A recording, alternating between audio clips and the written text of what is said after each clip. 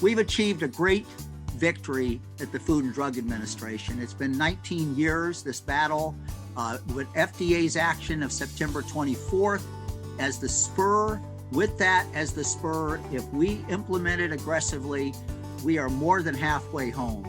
We are toward ending the use totally of this primitive pre-Civil War pollutant in the United States. The battle over 20 years has been kind of like a football game. We'd have limited success, and you're going to hear these steps. We'd move the ball a few yards, we might get a first down, then we get tackled. Then we'd have to go back to the huddle and come up with a whole new strategy.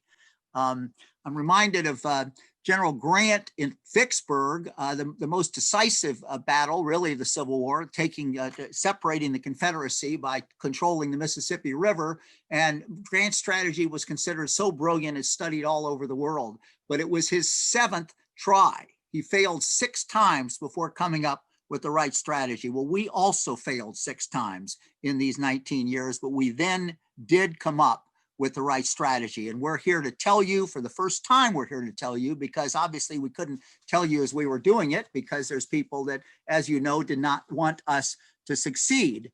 Now, policy making, I think, and we have a lot of health professionals. This program is aimed mainly at the health professionals. And the analogy is really is quite similar, because you as a health professional need to bring at least 3 factors to the table: education, experience, and observation. It's the same with policymaking, equally challenging. It's the same intensity of focus, the same necessity for education, experience, and observation. In policymaking, the shortest distance is never a straight line. For every meeting with a government official, every important letter, every international conference, every domestic meeting, every hearing of a state dental board, we needed intense planning, collegial sharing of ideas, and a focus on the right message. We have really exciting people have signed up for this conference. I just want to go through this, a few of them, because I think as they're getting on. John Roeder's on from Pennsylvania, dentist that's helped us. And John was decisive in Pennsylvania when the city of Philadelphia wanted to repeal its fact sheet. And I asked John, and this dentist on the board says, you have to use amalgam. And I said, John, when did your father start using amalgam? His father, Dr. Tony Roeder. And he said 40 years ago. Well, that brought down the house and won the issue for us. Bob Evans is here from Massachusetts, but Bob was up there in New Hampshire to help us. He came up there. We didn't have a New Hampshire dentist, but Bob was our New Hampshire dentist coming up from Boston. Deborah Breen, and hi, Deborah. Deborah helped us with the really key move of getting a dentist on the Washington State Dental Commission, Dr. Sapoff. She really helped organize all that, went with us to our lobbying meetings in Olympia, and we ended up having a voice right there on the dental board, which was really important. Don Perman is also signed up. Don in Oregon went to a different county to meet with Commissioner Sterrett. Don didn't go there to help get amalgam for the rich. He went there to get amalgam for the Medicaid people, and as Commissioner Sterrett wanted to do, but she didn't have a mercury-free dentist with her in that county. So Don went over there several times, I think, to buttress her case and really help her. Other wonderful dentists that have supported us for years and years: Mike McGrath in New York, Lori Cardellino on both coasts, Peter Evans in Virginia, Don Jones from my mother's hometown, Mindy Munowitz from Cincinnati, Sherry Reggiani. She and her husband have been leaders in mercury-free dentistry for years, as has Janet Stopka, Eugene Sambatera, his daughter Renee, Reed Winnick in New York with the green dentistry. Has gotten awards for what he's had in his office. Bill Wolf, one of the founders of the American Academy, now International Academy of Biological Dentistry. I mentioned also from Australia, a dentist, Andrew Taylor, mercury-free dentist over there. Other people that are on this call have helped us in other key ways. Elizabeth Wright was our full-time volunteer at a time we had so little money. It was just me. And Elizabeth just came in and manned the phones, did the clerical work every day for months, maybe even a year. Didn't get a nickel for it. She donates instead. Sarah Lewis, a donor, is on. And we also have other professions. Carol Vanderstop is here, the dental hygienist, who's written 2 tomes about a good dental hygiene, good dentistry that's non-toxic and holistic in health care.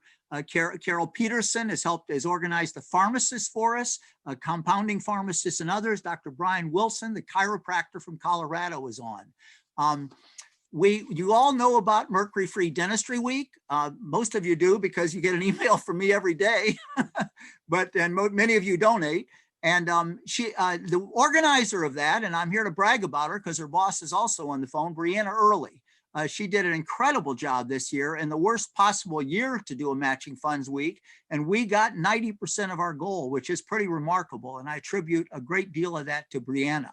Brianna's boss is, of course, Dr. Joseph Mercola. Dr. Mercola is also on the phone. We're going to talk more about what the Mercola organization has done for us, and it just was decisive for the last 10 years. We would not have the World Campaign, no chance, nor would we have had a successful World Campaign were it not for our 20-year partner, the Mercury Policy Project, and its leader Michael Bender. And we're going to talk about both of them a little later. So in this conference, you're going to hear a number of really distinguished speakers, and we're going to show you three things. One is how we got these revolutionary changes at FDA. The first, the strategy, then the process. Two, the specifics of the FDA rule, why it's important, what it does. And then third, you will learn about your role as a health professional. I want to introduce my good friend from Hartford, Sharon Lewis. She heads the Connecticut Coalition for Environmental Justice, one of our allies for the past 2 decades.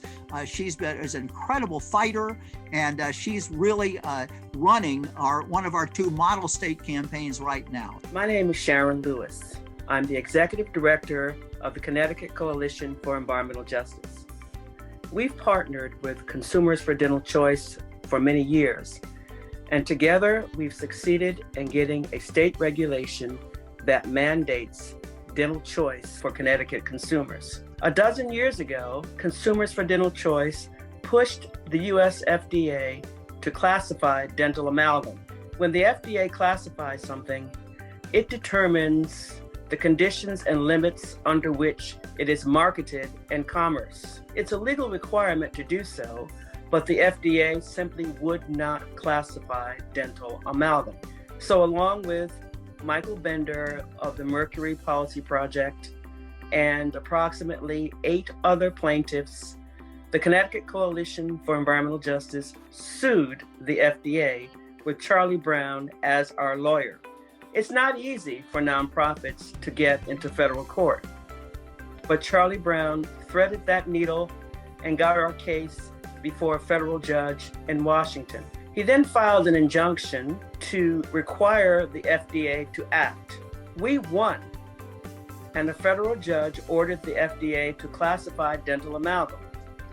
Not only that, but they ordered the FDA to classify the process within 12 months. Under law, dental amalgam is now a device. It wasn't the end of the battle with the FDA, but it was the first essential step to victory. And now we move on to the science. And our chief medical advisor is here, Dr. Mark Mitchell. He's live. And Dr. Mitchell is one of the experts in environmental health in the United States and world. He is the former director of health for the city of Hartford. He's an MD and an MPH. He's an advisor to federal agencies. He's certainly an advisor to us. He's a leader in the National Medical Association. And Mark spearheaded our campaign to make sure the science got developed and got before FDA. So Mark, the floor is yours and you're live. Thanks, Charlie. So yes, I mean, obviously we've been concerned about mercury exposure and dental amalgam for quite some time. Originally more broadly mercury, and then dental amalgam as we've had success with the other major sources of mercury. When we first started thinking about the science behind dental amalgam, the logic was, well, we know that that amalgam affects the environment, that the mercury goes into the environment and bioaccumulates in fish, and that people are exposed to the mercury from amalgam through its through its conversion and through fish consumption.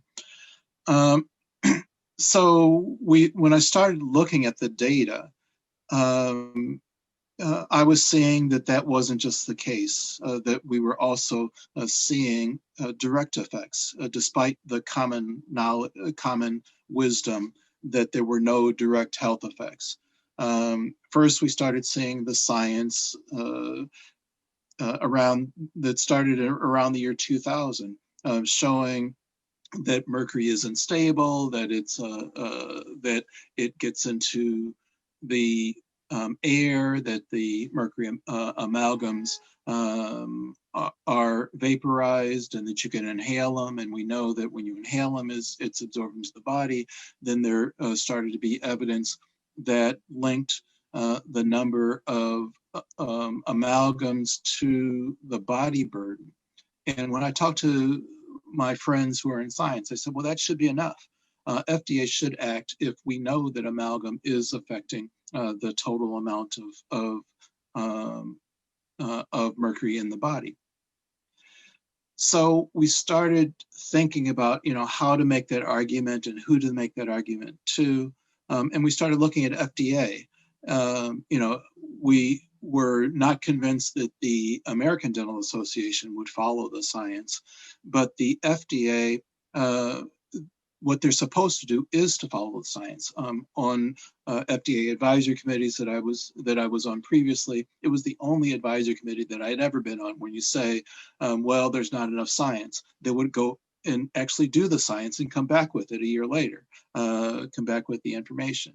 So I knew that FDA was a science-based organization and that they would be susceptible to that they need to follow the science because that's their reputation. So we started finding out more information that the science was on our side, that FDA was was not up to date with the science, and oftentimes, there wasn't enough science there. But the FDA did not pursue getting more science when more science was needed. So we started talking to the FDA about the science, and I started getting the National Medical Association, other scientists and physicians groups interested in amalgam, and particularly in how it affects vulnerable populations. And you did some writing, didn't you? Can you tell us about that article you did and the journal that it was published in? Because I think it had a lot of impact on FDA. Yes, so we did a general review of the science and published a commentary in the Journal of the National Medical Association. And we talked about how dental amalgam was no longer being used in the general population and is more often being used in communities of color. And in fact, that the group who was most likely to be affected by dental amalgam is low-income children of color because they are exposed to both more amalgam because of more fillings and because of their use of Medicaid, but also more different sources of mercury from tuna and other fish, as well as living near incinerators that also put mercury into the air. Okay, well, that's fantastic. And so once we had the vulnerable populations in front of FDA, I think you even corresponded with the director for the Center for Devices on the eve of the not regulation, but on the eve of the safety communication coming out. And we really appreciate that. Yes, they recognize, when I talk to my colleagues in the National Medical Association, which is the organization for African American physicians, they were very concerned. They know that our children are particularly susceptible to multiple exposures and to a lot of environmental exposures. And and it appears that amalgam is no longer being used in middle class children. When I talked to African American dentists, they said, in our private practices, we don't use amalgam. We only use amalgam with our Medicaid children.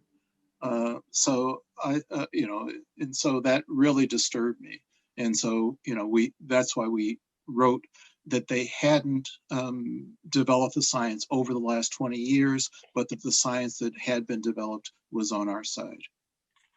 Well, thank you very much. So the science was essential, but there were actually 4 prongs that were essential to victory. Science with Dr. Mitchell's area. Another prong was the public support. Another prong was getting a broader coalition, and another prong was the international successes. I'm going to talk about the broad coalition, then we're going to hand it to 2 distinguished speakers who are here, but also their videotape will be produced here for you. We came on the idea, actually Dr. Mitchell and Michael Bender and I came up with the idea. We enlisted Eric Urim, who has just been fantastic for this. He has run what we decided to call the Chicago Declaration. It was a term we used around the world. We first launched it when we launched our Africa campaign. We issued the Abuja, that's the capital of Nigeria, the Abuja Declaration for Mercury-Free Dentistry for Europe. That was followed by the Dhaka Declaration, the same for Asia, and the Berlin Declaration with Florian for the European Union. So we announced it in Chicago, Eric and I, Dr. Tim Crow, Dr. Peter Orris, the 4 of us.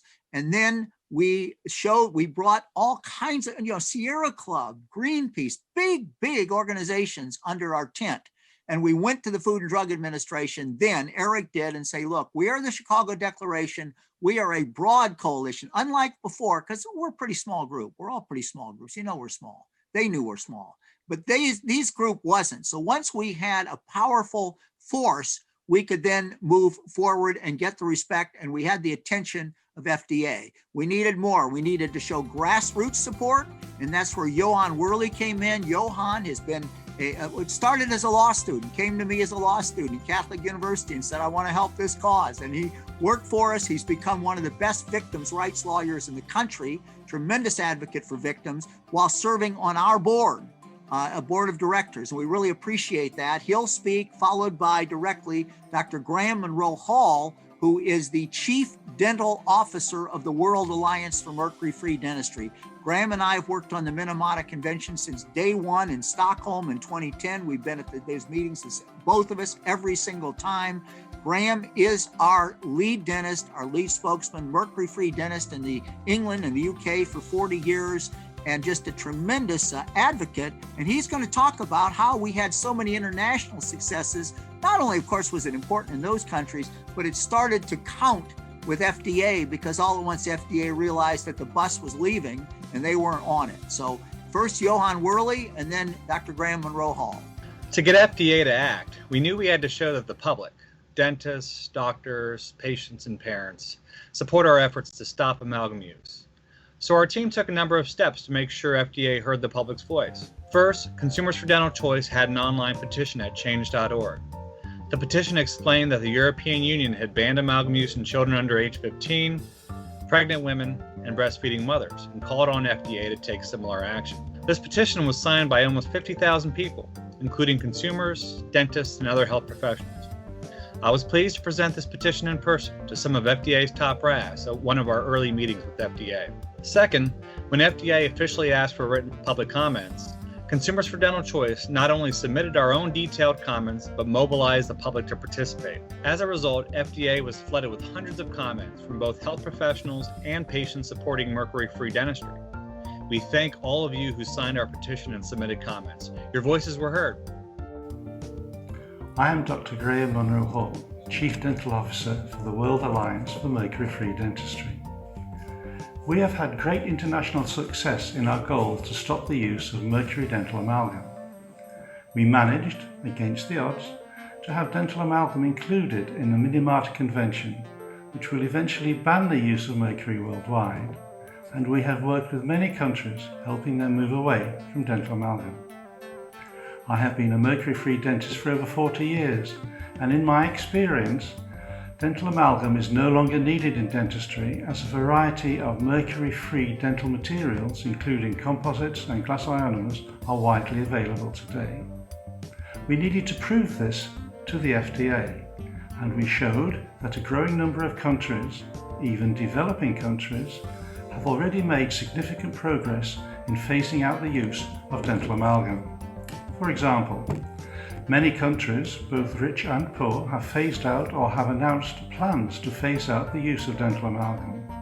These are the Czech Republic, Denmark, Finland, Ireland, Japan, Moldova, Nepal, Netherlands, New Caledonia, Norway, Slovakia, Sweden and Suriname. Other countries have ended or are ending the use of dental amalgam in children. The whole of the European Union, Mauritius, Tanzania, Vietnam, many countries are ending amalgam use in programs such as the Bangladeshi Armed Forces, the National Health Insurance in Indonesia, and Mongolia, which has a ban on amalgam procurement. In the Cameroons, a network of dental clinics run by the Cameroon Baptist Convention Hospitals, providing care for nearly 50,000 people in 2016, has been amalgam-free for over a decade. We provided this information to the FDA and urged them to catch up with the rest of the world. We really got all four prongs we got.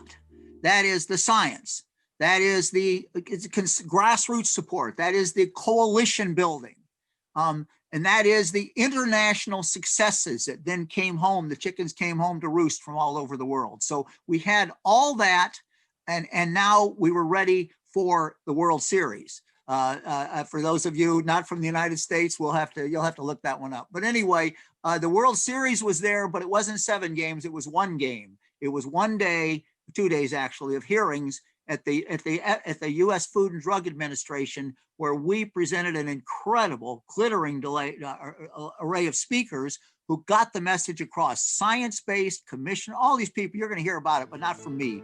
Karen Howard is the CEO of the Organic and Natural Health Association. I am honored to serve on her board.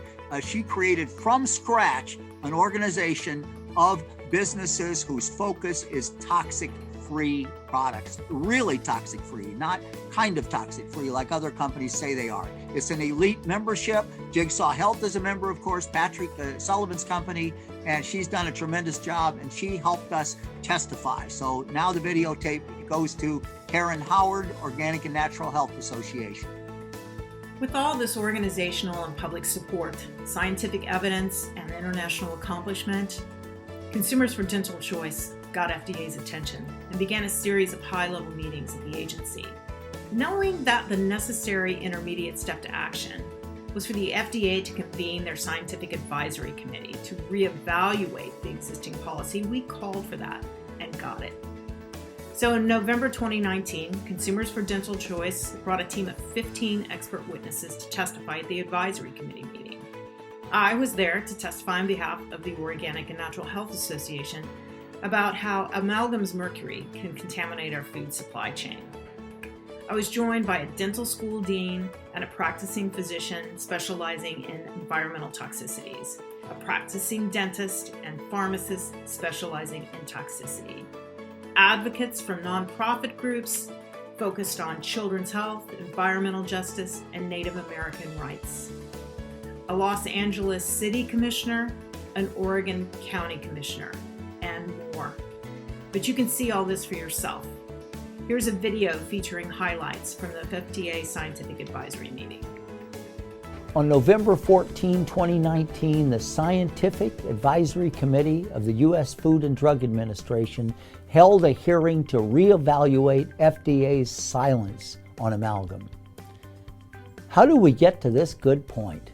2 years ago, Consumers for Dental Choice enlisted 50 major nonprofit groups to sign the Chicago Declaration to end mercury use in the dental industry.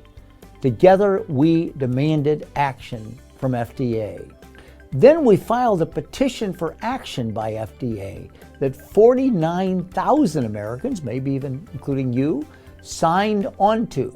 In other words, public pressure, appropriately and strategically used, has brought us to this point.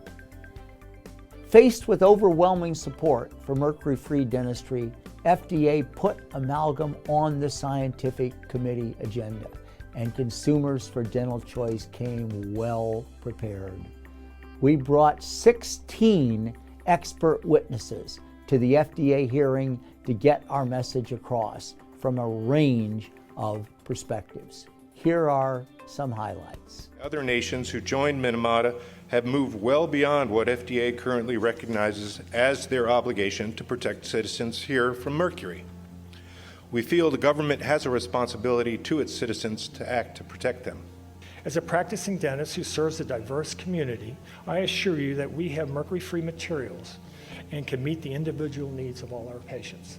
We believe that when we have a known toxicant that is continually released and bioaccumulates in the body to add to all of the other sources of mercury, and when we have a safer alternative that's widely used because it's preferable and affordable, then we must protect those who are most vulnerable to the health harms of mercury, especially low-income children and children of color.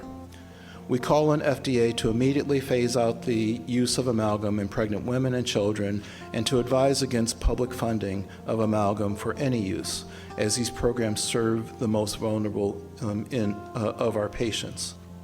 Mercury amalgams pose unnecessary and very preventable risks to our children's health and development. The Children's Environmental Health Network strongly encourages FDA to ban dental amalgam placement in all children, pregnant women, and breastfeeding mothers. FDA should also provide all consumers with full information about the health risks associated with amalgams, as well as require dentists to provide this information during consult. And dentists should be required to offer consumers the choice of mercury-free fillings. Finally, we encourage FDA to work toward ending all placement of new dental amalgam in the U.S. My concerns are scientific and ethical. The neurotoxicity of mercury, the absorption into the body of mercury from amalgam, the conversion of mercury from amalgam into methylmercury, compounded by the pre-existing disproportionate rates of neurodevelopment disorders in children of color, and the probable disproportionate use of amalgam in African American and Hispanic children poses a public health challenge and a public health ethics dilemma. I ask you to reconsider the position on the toxicity of mercury and follow the example of lead. After many years, we're now realizing that there is no safe level of lead. How many lives are you going to sacrifice before you realize that there is no safe level of mercury exposure to humans? If it's so harmless, then why is it that when the mercury fillings are removed, it looks like a hazardous waste site where the dentist has to protect herself, where the patient has to protect herself, where there's a mouth dam put into your mouth, where there's a respirator on your mouth? I just wonder, how can you possibly think something like this is so safe when removing it is so dangerous? We know we have a problem with heavy metal with mercury contamination. It is no longer acceptable to assume small or even trace amounts of mercury is tolerable when it comes to the health of our most precious population, our children, especially when there are other harmless options for amalgams. The canary in this coal mine died years ago. Third concern, only patients and not dentists know whether they are already exposed to mercury from these other sources. But polling shows that patients do not know about amalgam's mercury content. So absent patient labeling or patient warnings, neither patients nor their dentists are in a position to discuss, much less assess, whether mercury from amalgam is too much to add to their body's pre-existing mercury burden. We know, and FDA acknowledges, that mercury vapor causes brain damage. We know that mercury vapor spikes when we place silver fillings and when we take them out. We know that unborn and young children might be especially sensitive to the harm caused by mercury vapor. I'm off to the Minamata Convention on Mercury next week. I'd love to be able to say that a panel in the United States is calling for strict action as is going on around the world. Thank you. Consumers for Dental Choice and the experts we organized had an impact on the FDA Scientific Committee. Here's what it concluded. I think that the evidence is there because we can show an exposure and we know the behavior of these neurotoxicants in the developing brain of children. But it seems like if a product came on the market today that said it's 50% made with a material we know is highly toxic, and we're only going to use it predominantly in disadvantaged populations, we wouldn't be having a meeting. You know, FDA would not approve it without a meeting. My feeling is that mercury-containing amalgam should probably be on its way out. I think everybody would agree that mercury in the body isn't a good thing. I see no reason why it shouldn't be phased out as quickly as possible. The trend seems to be that when there are alternatives available to the use of mercury, the general direction should be to move away from using mercury-containing amalgams and towards non-mercury-containing products to help with dental restorations. I think the panel generally feels that there are risks, there are gaps that exist with regards to dental amalgam, primarily relate to a lack of communication to the population at large, whether by the dentists or by the FDA or by our society at large, as to the risks, the potential risks of mercury-containing amalgams, and potentially more specifically in vulnerable subgroups like children. So now we move to the result. That was a year ago. On September 24th, FDA acted, issued its safety recommendations. The one that will explain this to you is the right person to do it, Sylvia Dove. She is our writer. She is our attorney. She works right with me. She is the secretariat to the World Alliance for Mercury-Free Dentistry. That's, as we mentioned, the worldwide coalition. I'm its president. Sylvia is the secretariat, the executive director, and she is the one that gave that spoon-fed, and it had to be done that way, the science to the FDA scientists, so they had what they needed to act. We were excited when, after all of our hard work, on September 24th, 2020, the U.S. Food and Drug Administration, FDA, issued a safety communication recommending against amalgam use in people who are at higher risk from the adverse effects of mercury exposure, including pregnant women and their developing babies, women who are planning to become pregnant, nursing women and their newborns and infants, children, especially those under the age of 6, people with pre-existing neurological disease, people with impaired kidney function, and people with heightened sensitivity or allergy to mercury or one of the other components of dental amalgam. FDA now recommends that mercury-free fillings be used in the people on that list. This list, of course, encompasses a significant part of the population, so FDA's action has the potential to protect millions and millions of Americans from mercury imbalance. And I want to give a shout out to Sherry Reggiani. I don't think she was on when I mentioned her earlier. She is the expert in the entire dental profession. Her husband's the dentist, but she's the expert on Medicare and how to do this funding. She gives lectures to all the dental conferences, and she's just such a plus to this movement. I want to give a shout out and a thank you to two essential players in this movement. One is Dr. Joseph Mercola. Dr. Mercola in 2011 came to me through Steve Rye, the chief executive officer, and said, "We want to help you. We want to match funds. We'll do matching funds. We'll promote you. We want mercury-free dentistry." Dr. Mercola made this cause a priority of Mercola.com. With financing, with publicity, with technical assistance across the board. We could only have built the World Alliance for Mercury-Free Dentistry because of the tremendous help from Dr. Mercola and his team. So I want to say thank you, Dr. Mercola. My other thank you is to the Mercury Policy Project for For 20 years, Michael Bender and I have worked together when the idea of mercury-free dentistry was just a pipe dream. We had no network of environmentalists, zero. I didn't hear. Michael did. Michael brought the environmental community into this movement and said, this is an important environmental issue. That's how we won the Minamata Convention on Mercury. It's an environmental treaty. Michael understood that much sooner than I did, explained it to me, as well as my wife, Ann Swanson, explained it to me. Those are the two that got me thinking environment. I wasn't thinking it before. And then Michael linked us to all the big boys, all the big nonprofit groups in this movement, environmental groups. So we want to say thank you to the Mercury Policy Project. Our final speaker, and he's just a tremendous guy. He's been our friend for 20 years. He's been a board member of Consumers for Dental Choice for well over a decade. I expect 15 years. He got us into the technology. He's brought me, his father has so many ideas, as does he. His father, Pat Sullivan, he mentioned, has written a book on mercury-free dentistry, a very early book. Patrick runs Jigsaw Health, one of the best supplement companies there is in America, and he just gives us tireless work for mercury-free dentistry. So Patrick, the floor is yours.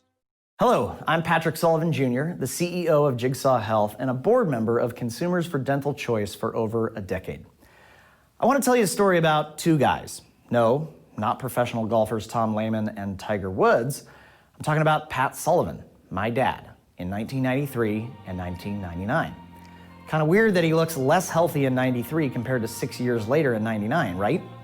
Well, my dad had 14 mercury amalgams, aka silver fillings, in his mouth since he was a little kid, and it wrecked his health for over 30 years until they were safely removed. He wrote about this in his book, Wellness Piece by Piece, published in 2004. This is partly the reason why he and I started Jigsaw Health together in 2005. The Sullivan family and Jigsaw Health have been supporting Consumers for Dental Choice in their relentless march to ban this insidious poison for nearly 15 years. I know many of you in the audience right now have contributed to this worthy cause over the years, and I want to personally thank you very, very much. So, now that the FDA has a new dental amalgam policy in place, can we all just pack our bags and go home? Unfortunately, no. This war isn't over yet. We won a major battle, and the next step is for us to build on that momentum and communicate this new policy to dentists, healthcare professionals, and really people around the world. We're entering a new chapter. It's going to take some time and, yeah, money, so we still need your help. The Sullivan family and Jigsaw Health will continue to participate in donating to this worthy cause, and I'm asking that you soldier on with us. So please, make a donation, visit toxicteeth.org and click on Donate Today. As a reminder, all donations are tax deductible. Thank you so much for your continued support.